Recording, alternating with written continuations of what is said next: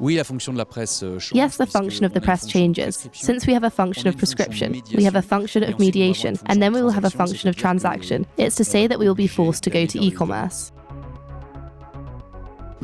I believe in the future of paper. Paper created influence. If you don't have paper, you don't have influence. But the digital creates power, creates the community. It creates the ways to get into contact with the brand. And behind the digital, we produce the contents. We are financed by publicity, and tomorrow these contents allow us to have content that will go directly to the e-commerce. So the digital, it's both the possibility to increase our communities, and secondly, to deepen this link within the community by offering them something other than information, that of the transaction.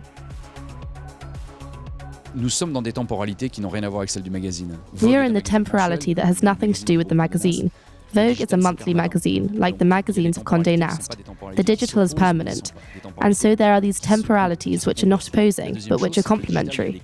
The second thing about the digital is that there are codes. There are writings. It's an audiovisual media, and so this completes our writing, written writing. And there are photos on the print, and we must have an audio and visual writing on the digital. So it changes the role of the journalists, and it forces the journalists to acquire and to think and to come up with subjects which are totally global today. Aujourd'hui, totalement globaux.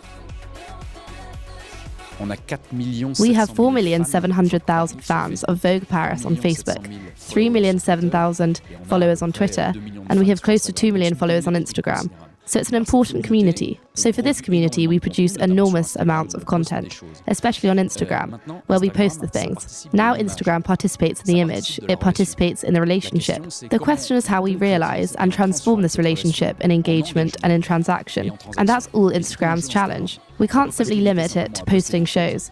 We must have a return to investment. And so the challenge consists of how I manage these tools, not only in order to acquire a bigger community, but how I transform these communities into a committed community. And therefore, the key word for the coming years is commitment.